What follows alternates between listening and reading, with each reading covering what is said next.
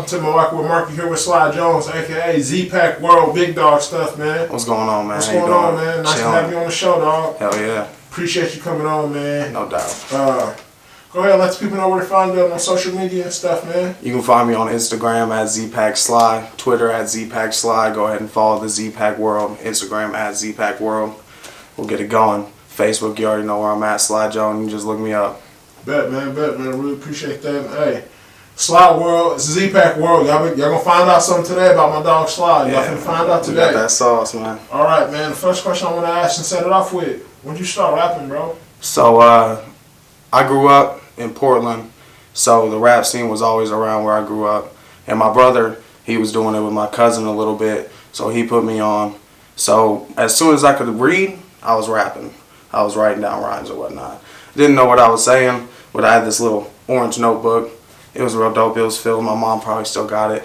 But yeah, man, I've been writing ever since I was like 5, 6 years old. And then started recording about 3 years ago. A couple homies moved into the crib, brought their studio. They're like, you need to start rapping. Started rapping under the name Formal. So that shit was whack, Formal. And then we were sitting in the garage one day and they was like, what's up with your rap name, man? Ain't nobody catching on with it. So I was like, shit, I like Sly Cooper. That PS1 game, I fuck with that a lot. Yeah. So I was like, cool, it's gonna be Sly Jone. It was supposed to be Sly Johnny, Jone, but people just started saying Jone, so I was like, Sly Jone, that's what we're going with. But yeah, that's what. So I've been rapping pretty much my whole life. Okay, so who was you listening to in your tape deck and your CD player, man? Who you going to? My brother put me on first, Warren G, Nate Dogg, Snoop Dogg, NWA.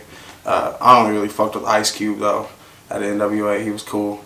And then biggest inspiration, man, one of the biggest ones is like Tech Nine.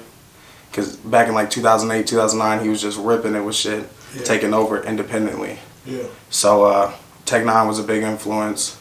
And man, honestly, I was bumping a lot of different shit. Red Hot Chili Peppers. Yeah. You feel me? Limp Bizkit. Well, Red Hot Chili Peppers, Limp Bizkit, they got that smoke. They just different, man. They just come different. I like the way they deliver. Yeah. So, but yeah, a lot of shit I was banging. First album that my brother ever bought me, 50 Cent, Get Rich or Die Trying. Big inspiration for my music. And man, it's sad because Pop Smoke, he was getting close to. Yeah, I was like, there. This 50 right here, because the first song I heard was PTSD. I thought it was 50 Cent.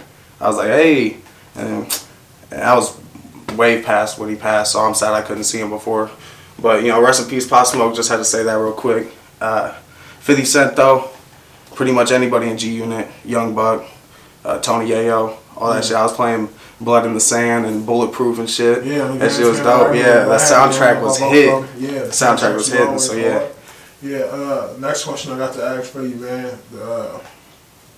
Who in your family motivated you to keep going, man? My brother Thomas, for sure. Because he was writing and shit, but he ain't never had delivery.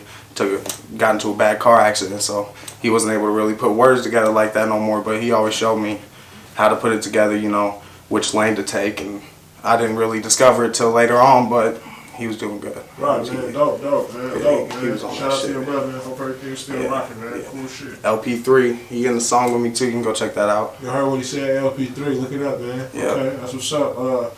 Next thing I want to go ahead and talk to you about. Now, is Lil Wayne the best rapper alive, yes or no? Nah. Okay. Nowhere near. Let me see what's going on. Alright. Best rapper alive. Oh, man. I know it ain't Lil Wayne, though. Because I could tell you, he dope. Lil Wayne's dope. But I don't think he's the best rapper alive. It's definitely Eminem either. Who? I be listening to a lot of motherfuckers. Well, it can go either way, you know, especially depending on who you're going for. So it can go either way. But it's definitely not my dog said.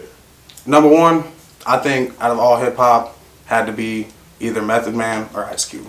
Okay, cool. Because they was at their time, they're still dominating 20 years later. Method Man's ridiculous. Yeah, he crazy, bro. Hey, Wu-Tang, man. Yeah, ain't nothing to fuck with. Yeah, they got some stuff on there. Real heavy though. Real bars. Real bars. Real lyricists. Yeah, they come, bro. Yeah. Yeah. Next question I got to ask for you, bro. Your albums, man. October 25th. Yep. What's going on, man? What's Yep. going on, 1998 man? Coming out October 25th. Yeah. Man, I'm waiting for the ZPAK World mixtape to get together and whatnot because we dropping that December 1st.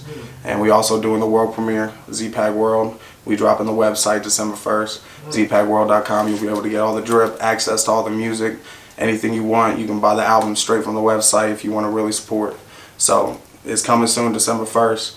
October 25th, though, I was sitting there. I got the studio set up in the crib. Ain't nobody really, making music right now. Ain't nobody really pushing no real projects right now. I was like, I'm going to make a tape in 2 weeks. So I made 9, 10 songs, picked the best 6 out of them, slapped them up on the mixtapes coming out October 25th, 1998. Man, bad. Looking forward to see that. Looking forward to see that. Whole different sound. Ain't nobody doing it like this. That's crazy. That's what we want to hear. The next thing I want to get into you on, bro, Sly shit. Sly shit. Alright, so once again, blowing down, chilling, making music, and I made a song called Sly Shit, and it never got pushed. And because it never got pushed, Sly Shit was never born. So it died for like 3-4 months. And then one day I was posting up a picture and I saw that somebody was saying something about it, and I was like, alright, bet. So I posted another picture, and then boom, put hashtag Sly Shit. That got like 47 likes, right? So I was like, you didn't like that, post it again. You didn't like that, post it again. And they kept commenting. And eventually, the comments I was getting from other people drowned out their comments, and it was hashtag Sly Shit.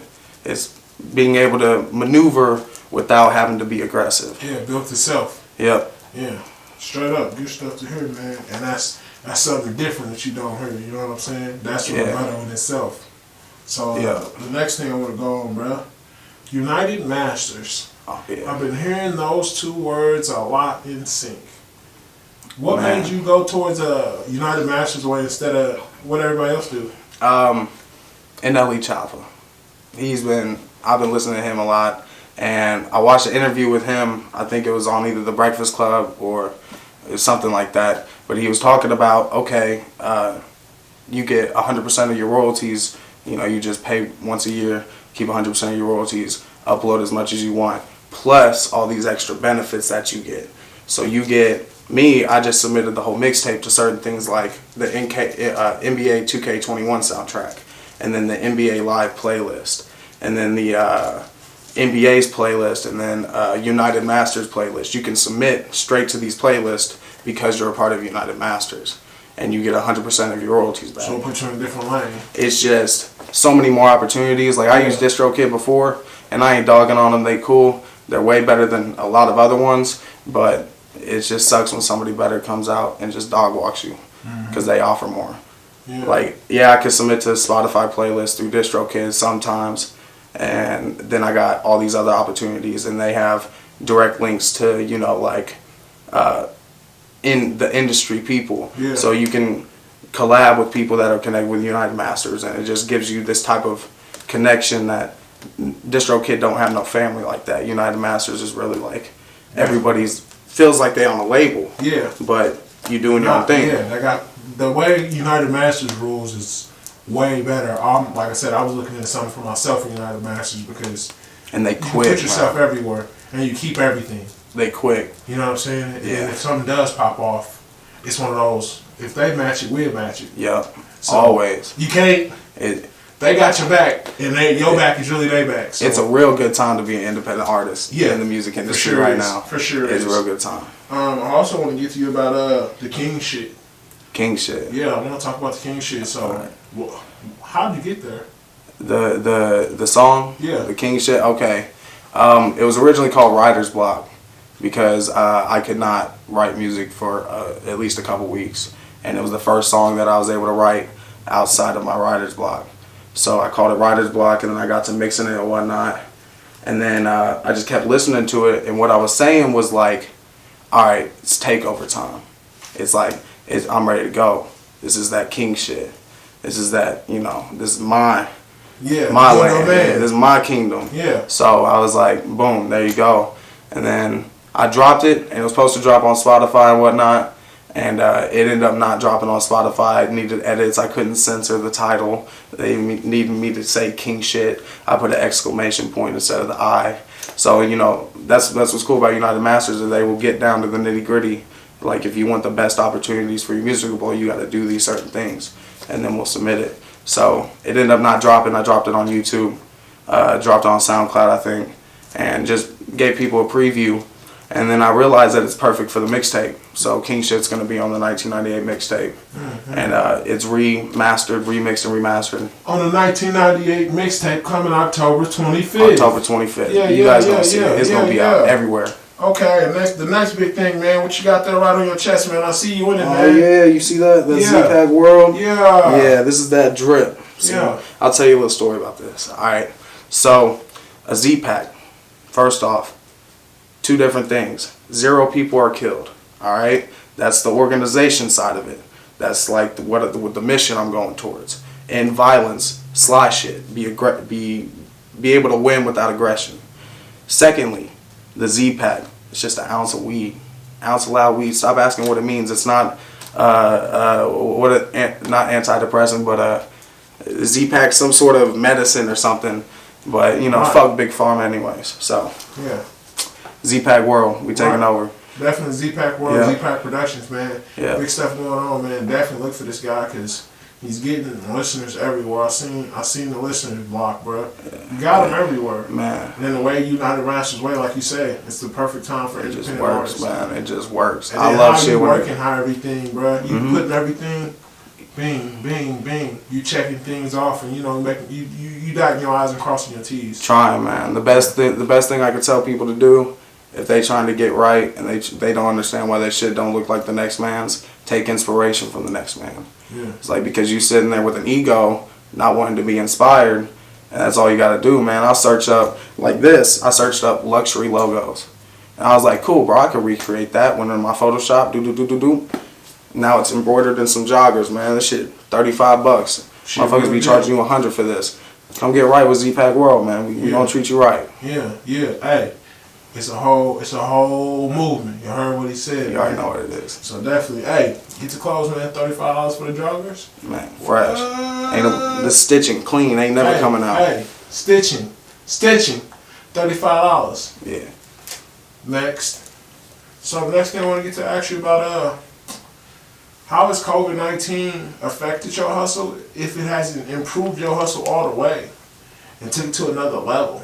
It's done both, honestly, in two different aspects. So, like, one aspect, COVID-19 helped me because I lost my job due to it. I got laid off and whatnot. So, you know, the extra little benefits that came in helped me establish the business and get to a position where I could, you know, buy all the programs I need. But just like, you know, invest in myself. Yeah. So I was like, cool, man, got this little jump. And then, but after I was done, after everything came together and I was ready to launch, you know, certain aspects of the company wasn't able to launch because of COVID-19. Yeah, some things you had to hold back on. Yeah, so like, you know, the distribution company for ZPAK World were delayed 2-3 weeks at a time due to back orders. So I wasn't going to start the company and have people buy stuff and then wait a month for it. Yeah. So, you know, I'm just waiting for a good time to where COVID's not really affecting that so much. But where everything gets going and you can put it out and do what you want to do on your time instead of, you know, promising one thing and showing another. Exactly. It would just ruin it completely. Kill it before it starts. Yeah. Principles is principles. Business ideas. You lucky we ain't charging you for this. Listen, we ain't gonna get into that. I'm trying to relax. The next thing, once again, man, we got my dog right here, Sly Jones, on Mark with Markie, man. We're letting y'all in on the whole ZPAK world. Things is official, man. Hey, we hitting you to a little Kool-Aid, you know what I'm saying? Pull your glass out. Come on, man. Alright, the next thing I want to get to you is, man, with your whole culmination of everything you had going on in 2020, man, how do you think 2021 gonna look out for you? If all this, you know, everything goes smooth, everything goes straight, I'm gone, man. I'm gonna be somewhere in the United States doing some sort of show, opening up for some sort of artist, because you know, progression That's all that I'm about right progression now. is the best thing, man. Going up, because it's only up from here. Yeah. Especially when you move like you move, bro. You putting everything together right, and I like how you move. I appreciate it, man, for sure. I'm glad, real see real. I'm glad. Yeah, bro. Yeah. You got everything going, you know what I'm saying? You ain't half-stepping nothing. You went the right way with everything. I appreciate it. It's good that you take your time and do that, man. But for sure, man. It's 1998, man. The people ain't gonna wait to see it. Go look at my boy on Instagram. Follow my dog on Instagram, man. You know what I'm saying? It's real deal like that. At ZPAK Sly. Hey, ZPAK Sly, man. You know what time it is? Right here on the Walk with Markie. I want to thank you for coming on the show, bro. No doubt, man. I appreciate you. Stay blessed, bro. Yeah, that was cool. Thanks. Say what shit, man. Hey girl, what are you doing? Nothing, just watching this Muhlarkey with Markie. Have you checked out the new episode? I haven't. They compared to shit like the Army, the Navy, the Marines. You might have heard of them. You know what I'm saying? We're a whole battalion group of motherfuckers. We've been doing this shit for a long time. It'd be wild if you wouldn't text none of us, because me and my brethren are what you would call fierce by nature warriors. Hands my Jesus